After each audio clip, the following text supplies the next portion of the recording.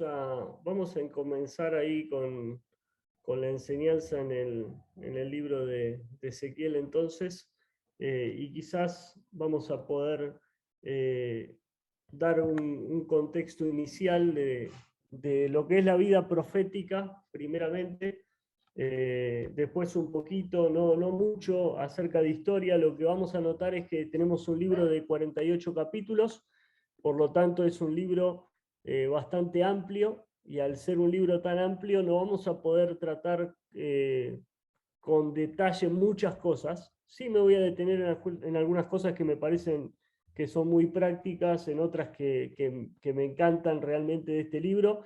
Yo enseño este libro hace ya varios años, y es un libro que me sorprendió. ¿Sí? No hay mucha enseñanza bíblica, ni de mensajes, ni a nivel quizás en materia de este libro. Sin embargo, no es un libro difícil. ¿Sí? Es un libro que tiene mucha señal, que tiene cosas que quizás nos van a parecer extrañas, pero a la misma vez es un libro que se explica por sí solo. ¿Sí? Así que es muy interesante lo que ha hecho el Señor con este libro. Antes quizás de meternos en el libro de Ezequiel, déjeme contarle algunas cosas. ¿Sí? Por ejemplo, una de las cosas que tenemos que tener en cuenta es la función del profeta. ¿Sí? ¿Cuál era esa función del profeta? En la palabra de Dios, el profeta es un mensajero que está ahí comunicando la palabra de Dios. ¿Sí? Es la tarea que tenía que hacer. Era diferente al vidente, por ejemplo, porque este tenía la capacidad de revelar hechos secretos y de anticipar ahí lo que era acontecimientos futuros, ¿sí? Pero en este caso Dios revela la palabra de Dios al profeta, y lo hace también por medio lo hacían por medio de visiones quizás, o lo iba a hacer por palabra directa, ¿sí? Él, en algunos casos el profeta recibía la palabra de parte de Dios de esas diferentes maneras, en otros casos el profeta recibía la revelación de Dios, pero el mecanismo es lo mismo. Él tenía que comunicar lo que Dios les había dicho. Ahora, otra de las cosas que quizás podemos nombrar es que el profeta tenía una actividad distinta. No eran todos los profetas con la misma actividad. ¿En qué sentido? En el sentido de que algunos profetas le podemos llamar profetas cortesanos. ¿Por qué? Porque eran aquellos profetas que estaban en la corte del rey. ¿Sí? Eran aquellos profetas que, como por ejemplo, le tocó en algún momento quizás ahí a Natán, ¿sí? En la corte de David, a Gad en la corte de David. ¿Sí? Estos cortesanos, profetas cortesanos, muchas veces con el tiempo se iban corrompiendo, y esos profetas estaban más preocupados muchas veces en tratar de agradar al rey que agradar a Dios. ¿Sí? Era muy crítico la situación de tener que darle al rey una noticia difícil, una noticia desagradable. Fíjense, si usted se acuerda la escena ahí con Natán. Natán fue pero muy inteligente para llegar con el rey David y decirle cuál había sido su error. ¿Sí? De hecho, él le dice, había un hombre que tenía dos corderitas, ¿no? Y entonces empieza toda una historia y después le dice, ese hombre eres tú, ¿no? Entonces no era sencilla la tarea que ellos tenían, y muchas veces caían en el problema de que, como era el rey, no le querían decir al rey algo que al rey le pudiera desagradar. Otros profetas, aparte de los cortesanos, podrían ser los profetas que tenían una tarea cúltica. ¿Sí? Estaban aquellos oficiales del santuario, ¿sí? Que se ocupaban del lugar de honor. ¿Sí?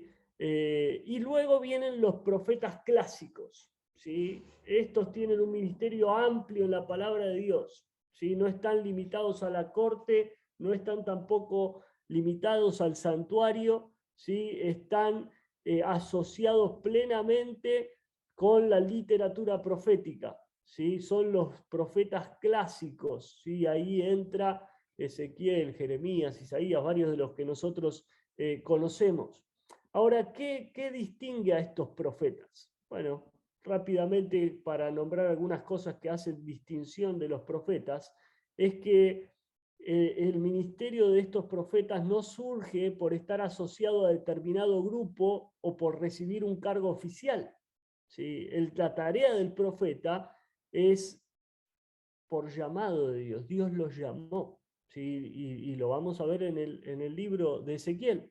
La misión que ellos tenían era una misión difícil, pero tenían que llevarla a cabo con plena sumisión a lo que Dios les pedía, así que la entrega tenía que ser total. Y eso también se ve claramente en el libro de Ezequiel.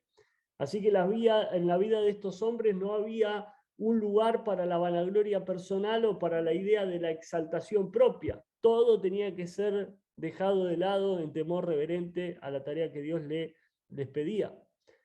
Ahora, otra de las cosas que podemos distinguir es que en algunos profetas la tarea de profetizar les llevó un periodo muy breve de sus vidas, pero otros casos fue durante toda su vida. ¿Sí? Quizás 20 años, quizás 40 años, quizás mucho menos, pero la realidad es que esa tarea debía ser realizada. Muchas veces estos profetas tenían que hacer el ministerio y su ministerio era bastante solitario, ¿sí? O se les pedía cosas muy difíciles, ¿sí?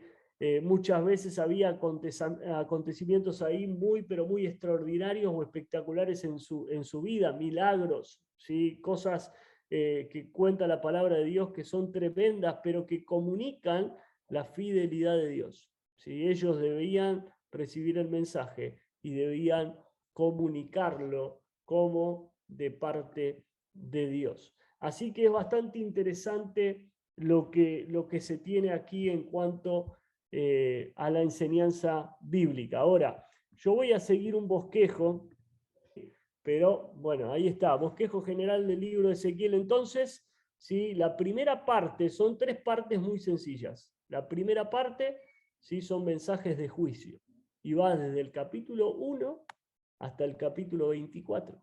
Así que es extenso, ¿sí? En cuanto a cantidad de capítulos. Cuando usted lea el libro de Ezequiel, que yo le voy a recomendar algo, lea el libro de Ezequiel, ¿sí? En estas semanas, ¿sí? Trate de decir, bueno, el hermano enseñó de este capítulo hasta este capítulo, ¿sí? Vamos a ver hasta dónde llegamos, ¿sí? Vamos a intentar de poder llegar lo que más se pueda.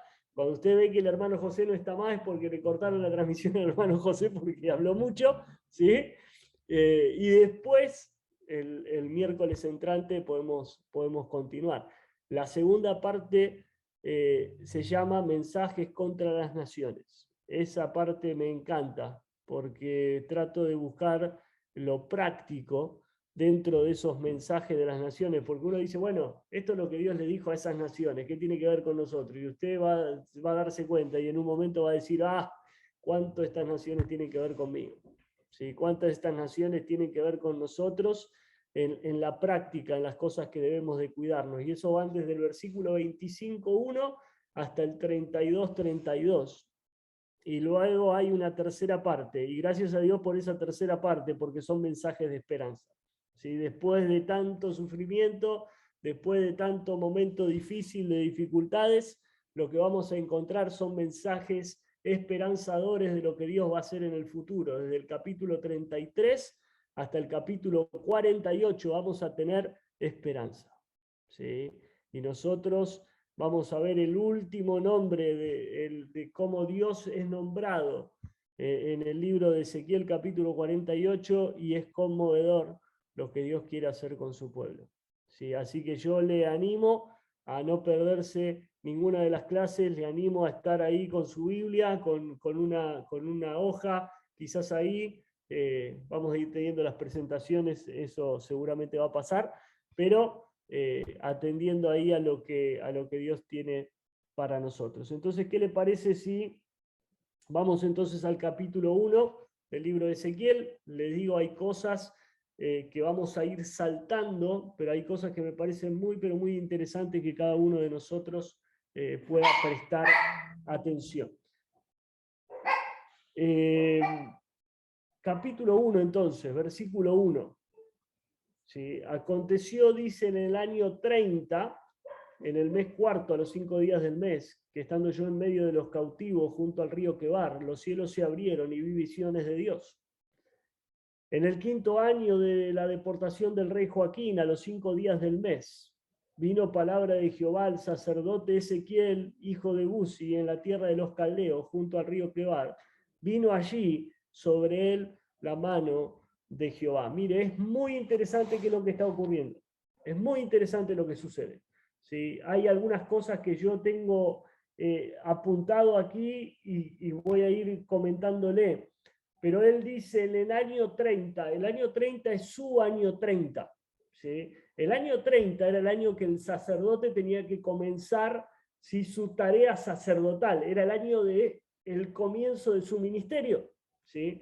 Ahora, Ezequiel no es un profeta, Ezequiel es un sacerdote devenido por llamado de Dios en profeta. ¿Sí? Así que lo que le va a ocurrir acá va a cambiar su vida, completamente va a cambiar su vida.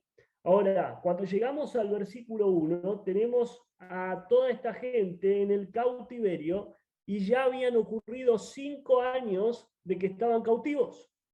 Durante 5 años estaban cautivos. Ahora, si vos me acompañás, perdonen, pero esa es la manera de hablar de nosotros los argentinos. Si usted me acompaña en el capítulo 137, en el versículo 1, si usted va a tener ahí cómo era la situación de los cautivos, ¿sí? Cómo los cautivos se sentían, ¿sí? Y mire, yo voy a leerle ahí. Dice, juntos a los ríos de Babilonia, versículo 1, allí nos sentábamos y llorábamos. Así que si usted lee Ezequiel capítulo 1, versículo 1, dice, estaban cautivos en Babilonia. Y acá en el Salmo 137.1 dice, junto a los ríos de Babilonia nos sentábamos. Así que esto que iba a ocurrir con Ezequiel era algo normal. ¿Sí? Estaban como la mayoría de los días sentados junto al río. Pero dice, junto a los ríos de Babilonia nosotros llorábamos, nos sentábamos y llorábamos, y dice, acordándonos de Sión. ¿Sí? Dice el 2, sobre los sauces en medio de ellas colgábamos nuestras arpas. ¿Sí? Ahora podríamos dar toda una enseñanza solamente de ese versículo. ¿Sí? Ellos colgaban sus arpas, estaban tristes, estaban desesperanzados. ¿Sí? 5 años cautivos. Ni usted ni yo creo que poco de nosotros podemos llegar a entender en algún poquitito lo que es la cautividad, lo que es ser cautivo. Y quizás porque nos han contado nuestros familiares sabemos un poquito de lo que es la esclavitud, ¿sí? La dificultad de ambas situaciones. Pero ellos estaban ahí y dice, colgamos nuestras arpas. ¿Sí? ¿Cuántas veces no nos ha ocurrido que hemos querido colgar algo, ¿no? El colgar el arpa es el tirar la toalla, ¿no? Es decir, no quiero seguir adelante. Sí, estoy pasando un momento de dificultad, de dolor, un momento difícil y quiero colgar el arpa, dice, y los que nos habían llevado cautivos nos pedían que cantásemos. Y los que nos habían desolado nos pedían alegría, diciendo, cantadnos algunos de los cánticos de Sión. Y el versículo 4 dice, ¿cómo cantaremos cántico de Jehová en la tierra de extraños? La dificultad era tremenda. Perdieron el ministerio, perdieron la oración, perdieron la canción. ¿Sí? Era un lugar difícil, ¿sí? Difícil, pero ahora vamos a encontrar una situación distinta. Porque si yo le tengo que decir algo antes de comenzar el libro de Ezequiel es la primera frase, tarde, pero no demasiado. Tarde, pero no demasiado. Y si es tarde, pero no demasiado, es porque todavía queda tiempo para que Dios pueda estar obrando. ¿Sí? Y eso es lo que va a aparecer. Ezequiel quiere decir Dios fortalece. ¿Sí? Ese es su nombre, ese es el significado de su nombre. Dios fortalece o Dios endurece. ¿Sí? Y vamos a conocer a Ezequiel desde una esfera que quizás pocas veces lo haya escuchado. En primer lugar, vamos a nombrar a Ezequiel como el pastor de los exiliados. Si ellos estaban en el exilio, pero Dios se acordó de ellos y les levantó un pastor, alguien que les iba a hablar al corazón, alguien que les iba a exhortar y les iba a permitir seguir adelante. Es el pastor de los exiliados. Ezequiel no solamente es el pastor de los exiliados, es el profeta de Dios. ¿Sí? Dios los llamó para hacer una tarea, y esa tarea la iba a realizar de una manera excelente, pastoreando el pueblo, profetizando.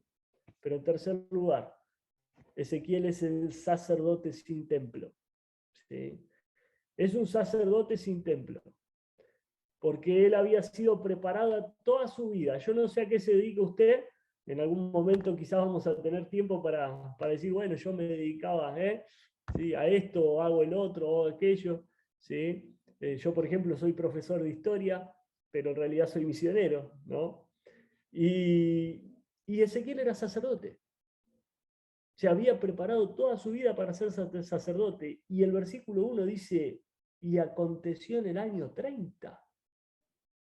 Bueno, en el año 30, donde el sacerdote comienza su labor y te habías preparado toda tu vida, Dios hace algo diferente y cambia sus planes. Entonces el final del versículo dice que los cielos fueron abiertos y vio visiones de Dios. Esta visión literal quiere decir visión de lo divino.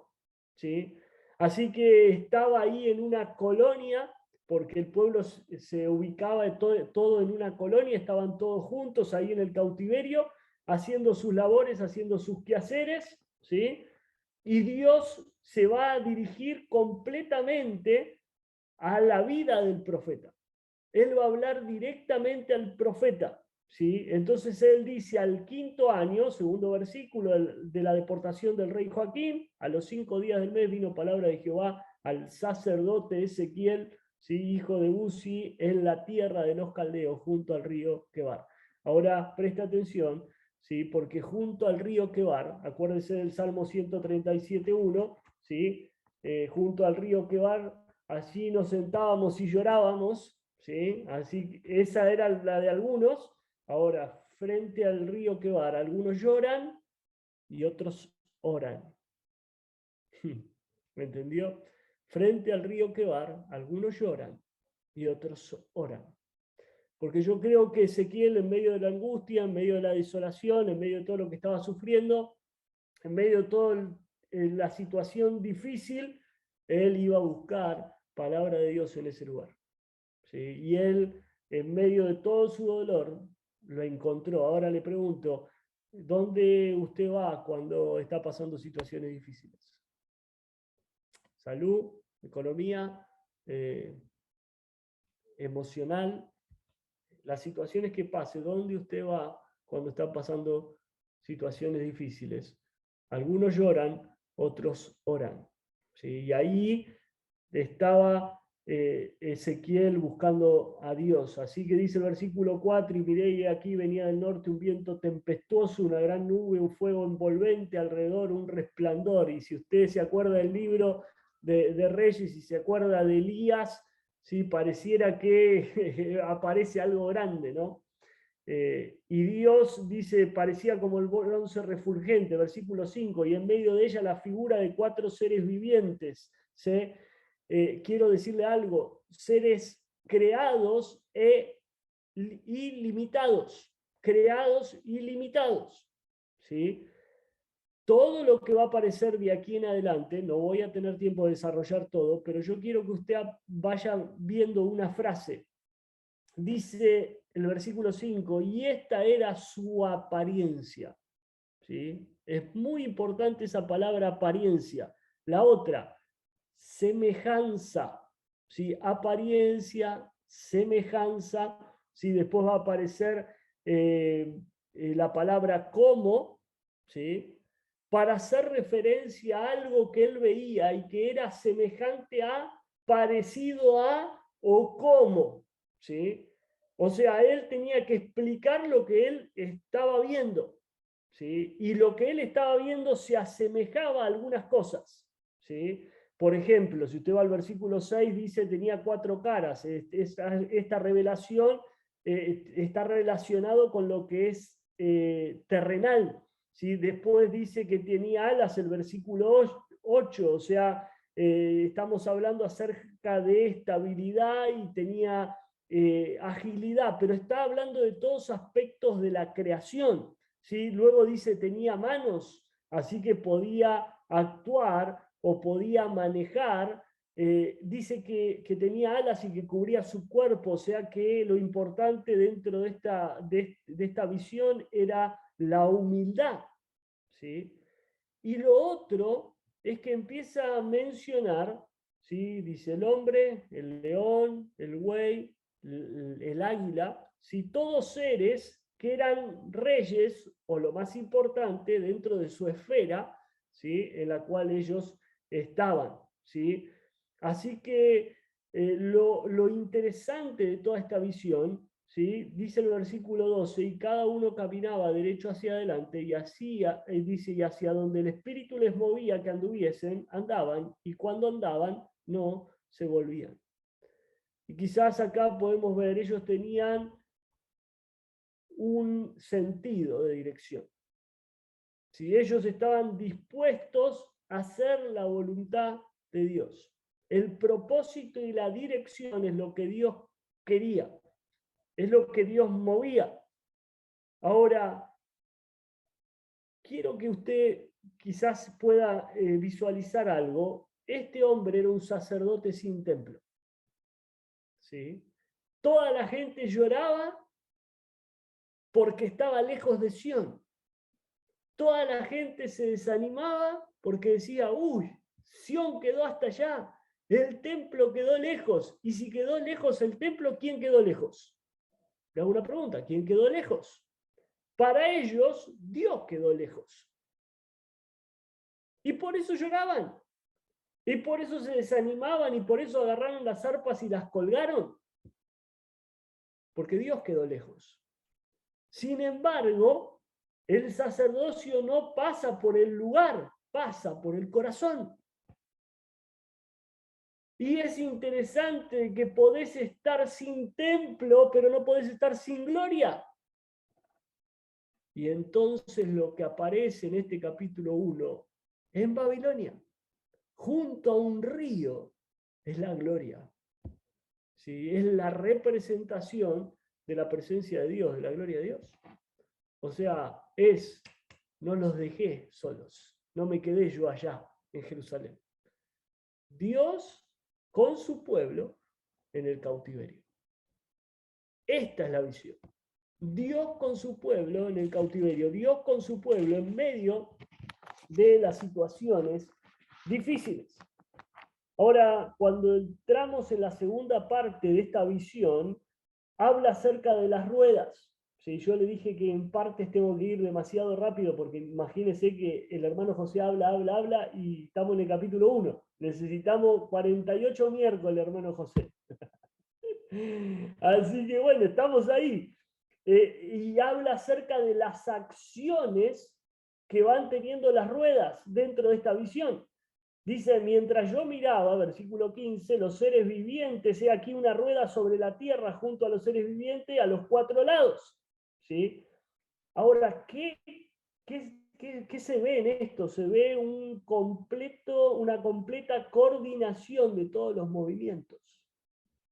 El Espíritu estaba mandando y Dios estaba diciendo, dice el versículo 17, cuando andaban se movían hacia sus 4 costados, dice, no se volvían cuando andaban, o sea, ellos se desplazaban, dice, cuando los seres vivientes andaban, las ruedas andaban junto a ellos, o sea, se elevaban, ¿sí? El versículo 21 dice, cuando ellos se paraban ellas, así mismo cuando se levantaban de la tierra, así que se detenían, es toda una imagen móvil. ¿Sí? ¿Sabe cómo le llamo esto? Le llamo y les digo a mis alumnos, esto es el trono móvil. ¿Sí? Ellos habían visto un trono, ¿sí? Más bien imaginaban el trono ahí en el templo y ellos lloraban porque decían, uff, se quedó el templo allá. La presencia de Dios está allá. ¿Sí? Y Dios les dice, no, la presencia de Dios está en todos lados. Si yo tengo un trono que tiene ruedas, tengo un trono que se desplaza en coordinación de movimiento, tengo un trono que se eleva, tengo un trono que cuando la voluntad de Dios es detenerse, se detiene. ¿Sí? Entonces, hoy está la gloria con los cautivos en la situación que les toca vivir. Y hermano, ellos pecaron y se equivocaron, y por eso les tocó las consecuencias, estar en el exilio. Pero Dios no se olvida de su pueblo.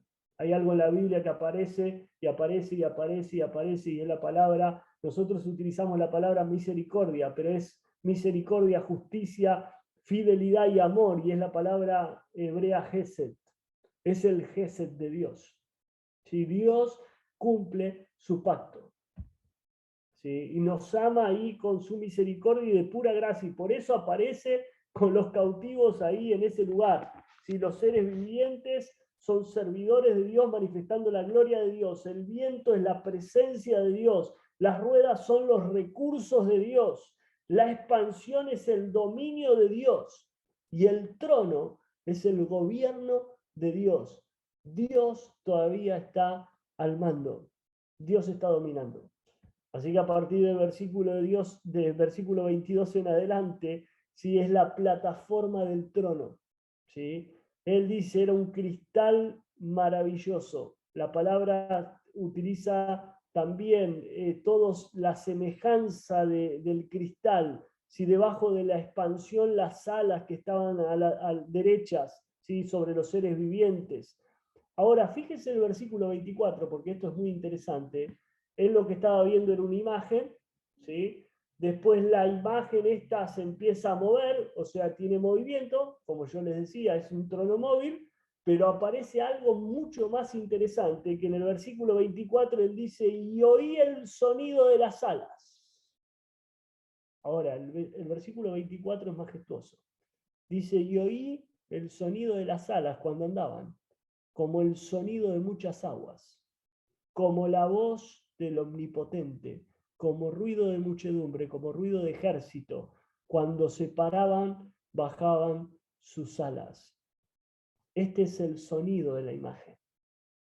Eso que él veía, ahora se movía, ¿sí? Y ahora tenía sonido. Y lo que más me impacta de este versículo es que este es el sonido del trono, esta es la voz del trono. Y el profeta reconocía la voz de Dios. El sacerdote conocía la voz de Dios. Ahora, muchos hablan, y usted sabe si es palabra de Dios, sabe si es voz de Dios, puede reconocer si es palabra de Dios, si es voz de Dios o no, porque aquí había sonido. Y él dijo, ese es el sonido del Dios omnipotente. Yo lo conozco. Yo sé cómo habla. Yo sé cómo él es. ¿Sí? Dice el versículo 25, y cuando se paraban bajaban sus alas y se oía una voz de arriba de la expansión que había sobre sus cabezas, la voz del trono. Es la voz de Dios. Es la voz del gobierno de Dios. Esplendor y poder. ¿Sí? Es interesante porque llega al versículo 28 y seguramente uno dice, tremenda visión, está para salir corriendo. ¿Sí? Está realmente para asustarse. Y llega al 28 y dice, como parece el arco iris que está en las nubes el día que llueve, así era al parecer del resplandor alrededor. Y esta fue la visión. Fíjese, no es tanto a ver qué habrá querido decir, qué habrá sido esa visión. No, mire, esto es sencillo. Dice, esta fue la visión de la semejanza de la gloria de Jehová. Y cuando yo la vi, me postré sobre mi rostro. O sea, es la presencia de Dios en movimiento. Y cuando dice que hay un arco iris, es señal de pacto y señal de paz.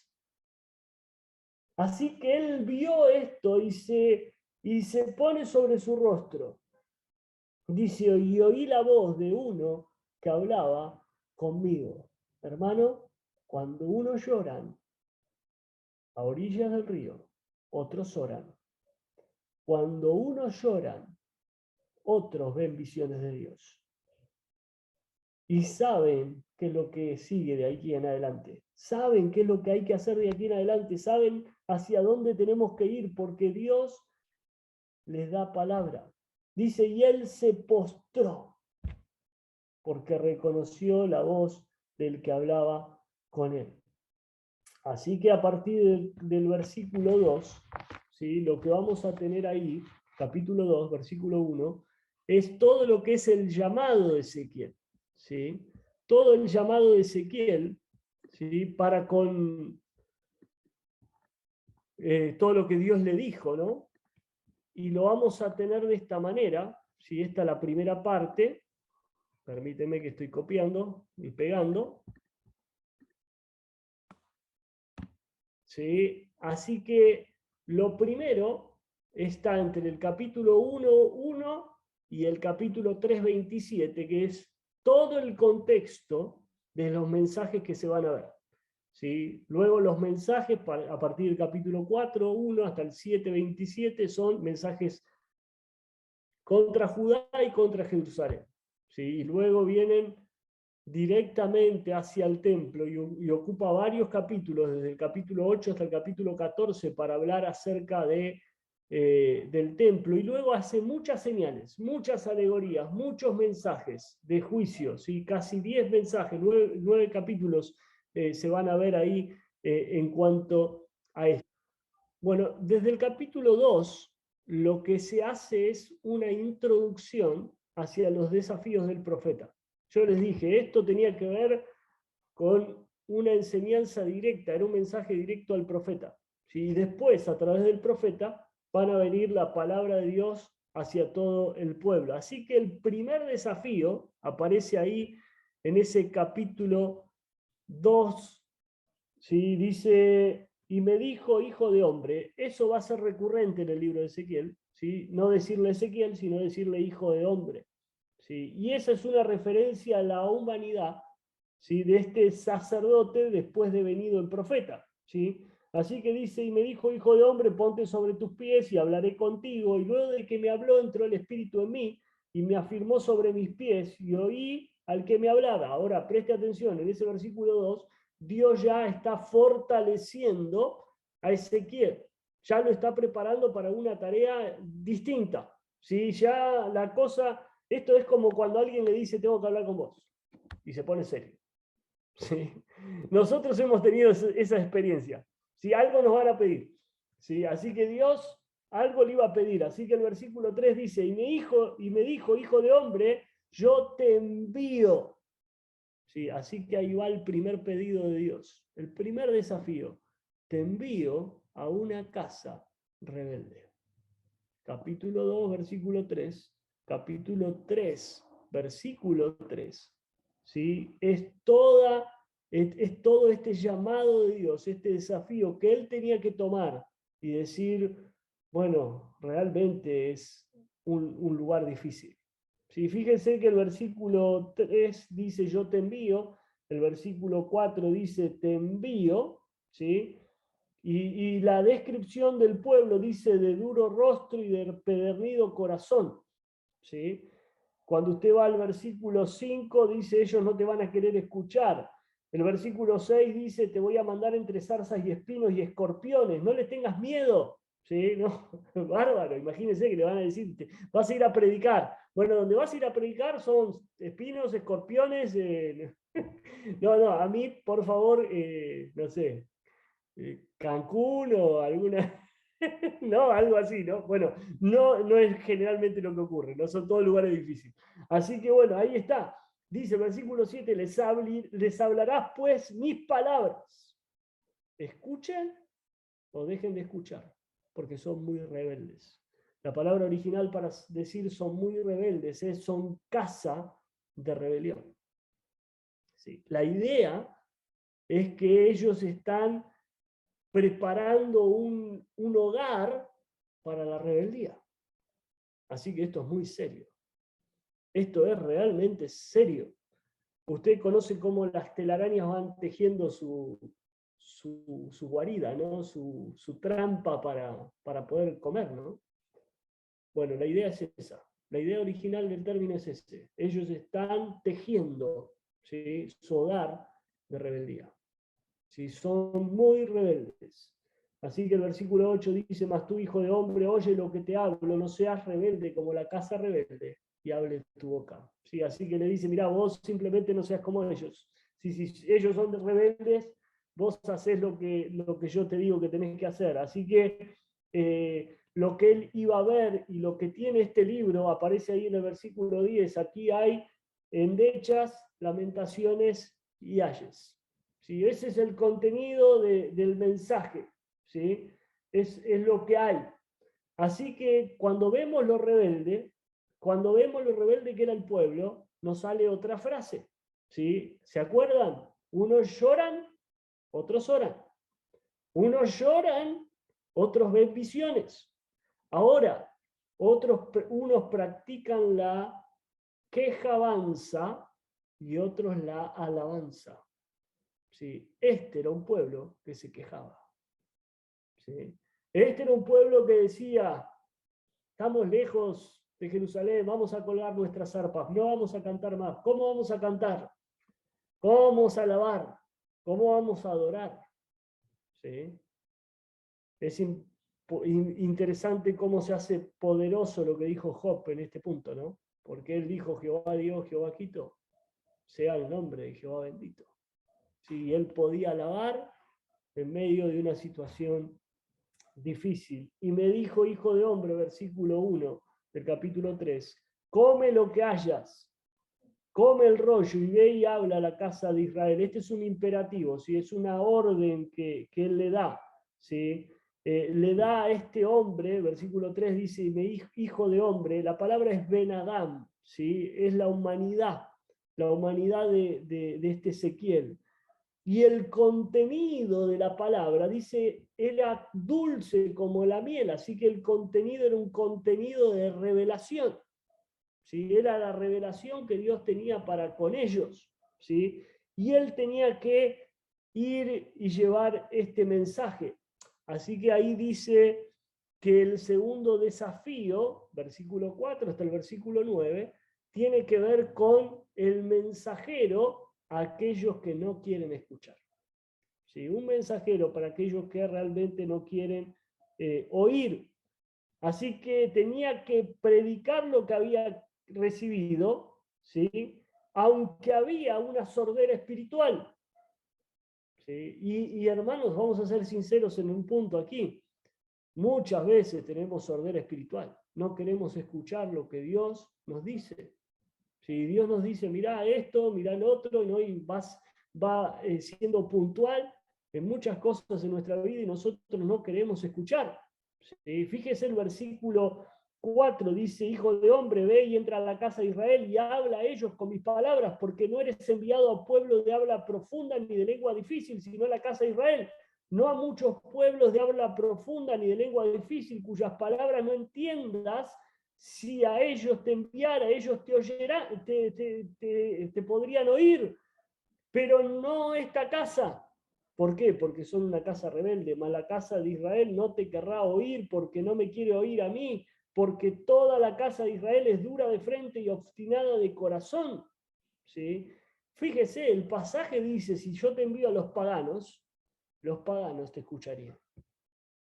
¿Sí? Y es lo que pasó. Hermanos, nosotros, dice el libro de Efesios, que nosotros no somos pueblo. Dice, ustedes estaban sin ciudadanía, estaban sin Dios en el mundo, ajenos a los pactos de la promesa. Sin embargo, escuchamos, le oímos. Pero fíjese que aún, como hay sordera espiritual, y hay sordera espiritual en el pueblo de Dios, aún los paganos escucharían, y nosotros a veces no escuchamos. Y endurecemos nuestro corazón, y le hacemos una casa ahí a la rebeldía. Ahora es interesante porque en estos versículos siguientes ocurre el significado del nombre. Dice el versículo 8, y aquí yo he hecho tu rostro fuerte contra los rostros de ellos y tu frente fuerte contra sus frentes. Este es el significado del nombre Ezequiel. Dios te fortalece, Dios te hace fuerte. Así que, hermano, si vas a tener dificultades en tu trabajo, si vas a tener dificultades en todo el lugar de estudio, si vas a tener dificultades ahí en el barrio donde la iglesia está, sí va a haber oposición, pero Dios te puede hacer fuerte. Y podés llevar adelante el ministerio, ahí en contra de los familiares que se oponen, en contra de la gente que va en contra de ti. Dice versículo 9, como diamante más fuerte que el pedernal, he hecho tu frente, no temas, no temas. Y acá es la fortaleza de parte de Dios. La palabra es inquebrantable, inquebrantable, tan fuerte, como para ir en contra de la rebeldía, en contra de la obstinación, en contra de aquellos que no querían escuchar.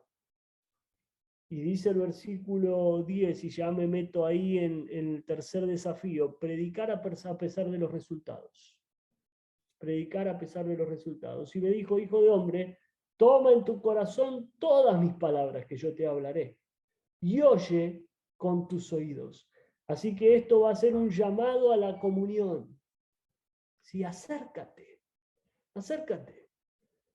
Y hermano, no hay otra cosa más magnífica. Yo no sé cómo está usted, pero yo quiero ir al río Quebar. Yo quiero escuchar las palabras. Yo quiero ser de los que oran y no de los que lloran. Yo quiero estar ahí para no quejarme, quiero estar para alabar. Yo no sé qué le pasa a usted, pero estoy mirando a un hombre que Dios le dice, acércate. Yo quiero hablar. Oye con tus oídos. Y le da ese pedido al profeta y le dice, acércate. Y entonces viene este desafío y le dice, y ve, y entra a los cautivos. La palabra entra a los cautivos es la idea de ponte en medio de ellos. Ponte en medio de ellos. A veces estamos temerosos, ¿no? Vemos de lejos. Nada, me van a rechazar. No van a querer, no van a querer escuchar, no van a querer saber lo que yo hago, a qué me dedico, no van a querer. Cuando ellos ven una vida distinta, ellos solo preguntan. Tú ve y métete en medio. Y ahí estaba él yendo en medio de los cautivos. Dice, y háblales. Y diles, así ha dicho Jehová. Escuchen o dejen de escuchar, aunque te rechacen, hermano. Aunque no haya resultados o no se vean los resultados. ¿Sí? Pero los resultados están porque esta es la obra de Dios, no es la obra nuestra. Es la obra de Dios. Así que el versículo 12 dice, y me levantó el espíritu y oí detrás de mí una voz de gran estruendo que decía, bendita sea la gloria de Jehová desde su lugar. ¿Y cuál es su lugar? Su lugar puede ser el templo, pero su lugar puede ser el cautiverio, porque Dios está en todos lados. ¿Sí? Porque Dios le da una palabra de esperanza a su pueblo. Dios está con el pueblo en medio del cautiverio, en medio del momento difícil.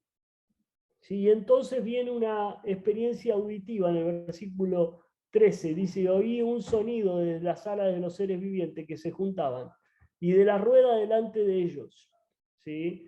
Y Dios lo vuelve a fortalecer, el versículo 14. Claro, el llamado de Dios es muy difícil.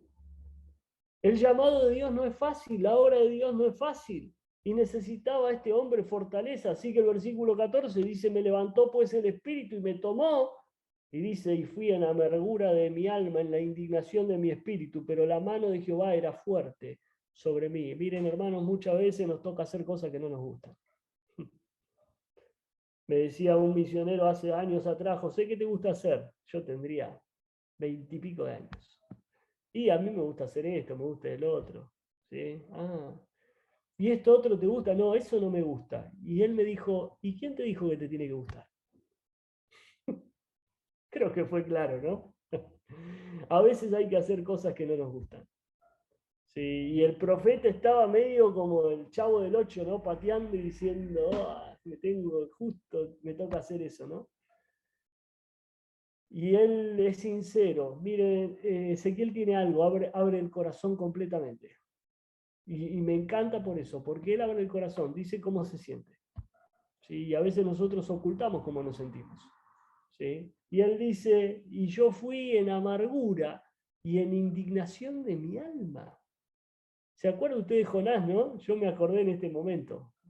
Leí ese versículo y dije, bueno, Jonás fue distinto, porque Jonás dijo, no, yo me voy para otro lado, esto no me gusta, yo me voy para otro lado. Y después terminó haciendo lo que Dios quiere, porque esto es así, funciona de esta manera. Él es el que está en el trono, Él es el que gobierna, te agarra el trono móvil y te alcanza por ahí en Tarsis, o te encuentra dentro de la ballena, ¿sí? Es el trono de Dios, es el gobierno de Dios, Él está, ¿sí? Y ahí este hombre que tuvo esa indignación del alma, esa amargura del espíritu, pero que al final pudo responder a Dios. ¿Por qué? Porque la mano de Dios era fuerte sobre él. Dice el versículo 15, y vine a los cautivos en Tel Aviv que moraban junto al río Quebar, y me senté donde ellos estaban sentados. Y allí permanecí 7 días atónito entre ellos. ¡Qué maravillosa visión! ¡Qué palabras al corazón! ¡Qué situación distinta! Asombrado, horrorizado, consternados es la palabra de lo que había ocurrido. Sabe que esta palabra ocurre también en el libro de Esdras, capítulo 9, versículo 4, cuando el pueblo escucha la palabra de Dios. Sí, queda así, asombrado. ¿Se asombra usted cuando escucha la palabra de Dios? Tiene ese deseo de seguir escuchando y dice, bueno, que esto siga, porque realmente asombra cuando es la palabra de Dios, cuando es la voz de Dios, mueve, conmueve, transforma, cambia, sacude el corazón, sacude la mente, los sentidos. ¿Sí? Pasaron 7 días y aconteció al cabo de los 7 días que vino palabra de Jehová diciendo, aparece 41 veces, vino palabra de Jehová. ¿Sí? Que no falte la palabra de Jehová. 41 veces en todo el libro. Y viene este llamado, ¿sí? Que es el llamado, es el cuarto que aparece ahí en sus notas. Es el desafío a ser una atalaya. ¿Sí? Acá va a cambiar todo en la vida de este hombre. Hijo de hombre, yo te he puesto por atalaya a la casa de Israel. Oirás pues tú la palabra de mi boca y los amonestarás de mi parte. Así que este hombre tenía que escuchar el mensaje y tenía que transmitirlo. Tenía que ver qué era lo que Dios decía y transmitir. Era el responsable de oír y de repetir la voz de Dios. Si el atalaya estaba ahí parado en ese lugar de donde se veía la visión, si venía el enemigo, si no, y tenía que dar voces y gritar. ¿Sí? Generalmente tenía ahí su sofá, ¿no? Y emitía sonido, la alerta de que venía el enemigo. Y ahí estaba este hombre. Y dice, y cuando yo dijera al impío, de cierto morirás, tú le amonestarás. Y dice, y si no lo hiciere, yo demandaré de tu mano su vida. Esto es como si fuera un homicidio. Así que mejor habla, mejor lleva el mensaje. ¿Sí? Él no era responsable de los resultados, pero sí era responsable de dar el mensaje. Y eso pasa con nosotros. No somos responsables de resultados. Nosotros no convertimos a nadie, no convencemos a nadie, no transformamos a nadie, pero sí tenemos que transmitir el mensaje. Tenemos que decir, así dijo Jehová. ¿Sí? Esto es lo que Dios dice. ¿Sí? Y si no quieren escuchar, que no escuchen. Pero usted, hermano y hermana, tiene que decir, así ha dicho Jehová. Y poder transmitir el mensaje. Sí, todo lo demás tenía que ver con la conducta. Quinto desafío, y creo que con esto estamos no sé cómo estamos con el tiempo, pero el quinto desafío es el llamado a una obediencia total. Dice el versículo 22, vino allí la mano de Jehová sobre mí y me dijo, levántate y sal al campo y hablaré contigo. Y este es otra vez, ¿no? Yo cuando veo esto digo, bueno, esto es el padre hablando con el hijo y diciéndole, vení que tengo que hablar con vos. No, este es el pastor hablando con un encargado de un ministerio y diciéndole, tengo que hablar con vos. Tengo que hablar con vos. Vení, vamos a salir y vamos a hablar, ¿no? El corazón estaba dispuesto a escuchar la voz de Dios. Esa es la gran diferencia. Este hombre tenía un corazón dispuesto a poder escuchar la voz de Dios. Hermanos, ¿esto sabe qué es? Esto es una cita divina. Y nosotros hemos tenido citas divinas en nuestra vida. ¿Sabe por qué? Porque usted de repente conoció a un hermano que no le había conocido nunca y de repente ese hermano, no sé, era un mecánico y a usted se le rompe el carro y dice, ¿y ahora qué hago? Y bueno, llama al hermano que era mecánico porque Dios se lo puso en el camino. Y como esto, tantas historias. Y yo estoy seguro que usted podría contar diferentes momentos en su vida. Yo le podría contar un montón. Mi primer viaje yendo a México, que tenía que hablar con mi suegra, ¿sí? Tenía que pedir la mano de mi novia en ese momento, ¿no? Que me quería casar, y yo me acuerdo que había trabajado y trabajado para poder comprar el boleto y no me alcanzaba, y mi papá me ayudó y después me ayudó otra persona, y bueno, y ahí fui llegando, tenía que viajar. Bueno, yo no sé si usted sabe, pero hace unos años atrás, cuando uno iba a otro país, necesitaba dinero en efectivo. ¿Sí? Era como una caución que uno mostraba de que podía estar de turista en un país, ¿no? Entonces, en ese entonces, hace 20 años atrás, le pedían a uno $500, ¿no? Decía, si tenías $500, te sellaban el pasaporte y te dejaban entrar. ¿Sí? Bueno, yo me acuerdo que pagué mi pasaje y a mí me quedaron $16. ¿Sí? Eso fue lo que me quedó. Y yo tenía 20 años. Yo no tenía más de 20 años. Nunca había salido ni siquiera de la provincia de Buenos Aires, lo que es para ustedes un estado, jamás. Nunca había viajado en avión. Es más, pasaba el carrito acá de la comida, ¿sí? En el avión, en el servicio de buffet, y yo no quería consumir porque pensaba que me lo iban a cobrar. ¿Sí? Hasta que una señora vio que me comportaba distinto y me dice, mirá que es gratis, ¿no? Entonces ahí ya no me daban las manos para llamar al carrito, ¿no? Quería comer. Así que bueno, ahí en ese avión yo conocí a dos cristianos que estaban de viaje en Argentina y que iban justo para el mismo lugar donde iba yo. En un momento el hermano me dice, ¿qué vas a hacer? Y le digo, mira hermano, lo que pasa es que voy a conocer la familia de la chica con la que he estado orando todos estos meses, me voy a poner de novio, voy a ir a hacer ministerio ahí a México, y tenía que ir a Honduras, a Guatemala. Y me dice, y él me hace una pregunta, me dice, ¿tenés dinero? Y le digo, sí, tengo $16. Yo creo que se reía de mí este muchacho. Y me dice, con ese dinero no te van a dejar entrar. Dice, así que ahora cuando llegamos a México DF, vos venís conmigo. Y este hombre, llegamos ahí, y dice, el muchacho viene conmigo, y me hizo pasar a México. Así que, bueno, estuve ahí, estuve 4 meses, regresé. La historia es apasionante, después le voy a contar un poquito más. Pero le puedo decir algo, hasta el día de hoy no me gasté los $16. ¿Sabe por qué? Porque Dios es fiel. Porque Dios tiene estas citas divinas. Ven, ven, ven, vamos a salir. Vamos al campo. Voy a hablar contigo. ¿Usted sale al campo? Sale a hablar con Él, sale a escuchar la voz. Hay disposición de corazón para poder escucharle. Esta es una cita divina. Y fíjese dónde lo fue a buscar. Esto es muy interesante. Yo ya sé que tengo que terminar, pero dice el versículo 23, y me levanté y salí al campo. Eso es lo que hay que hacer. Cuando Dios llama al campo, hay que salir al campo. Si no hay que hacer otra cosa. Y he aquí que allí estaba la gloria de Jehová. Y dice, como la gloria que había visto junto al río Quebar. Y me postré sobre mi rostro. El Dios soberano, el Dios gobernador, el Dios que conduce todo el universo, y Él se humilla delante de Él porque Él dice, esto yo ya lo vi junto al río. Y otra vez Dios es fiel con el profeta, otra vez es fiel con este hombre, ¿sí? Y lo llama a una obediencia total en ese lugar.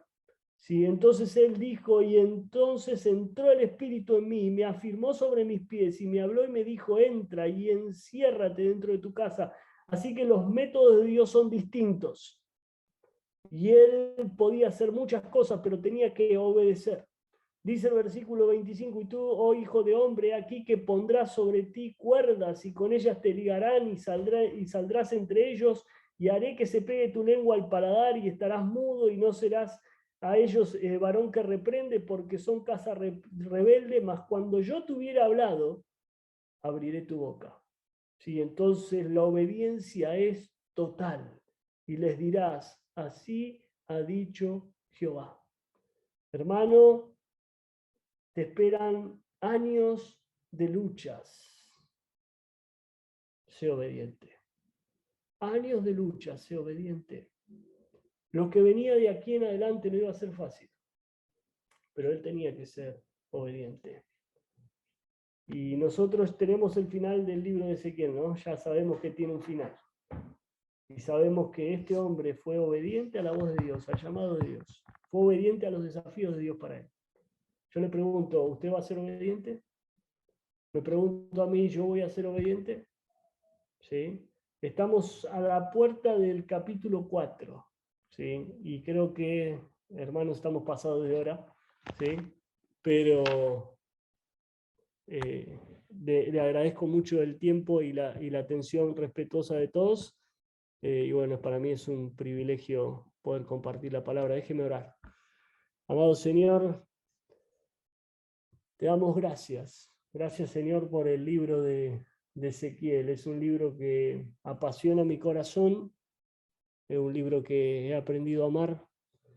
Es un libro de grandes desafíos, pero tiene una hermosura de sensibilidad, tiene una hermosura de hablar al corazón. Señor, ayúdanos a tener la actitud de Ezequiel, de escuchar tu voz, de ir al campo, de orar en lugar de llorar, de poder alabarte en lugar de quejarnos y estar dispuestos a escuchar tu voz. Y esa voz va a traer desafíos. Pero Señor, tú quieres hablarnos al corazón y quieres utilizar nuestra vida para tu gloria. Ayúdanos a poder obedecerte. En el nombre de Jesús oramos. Amén.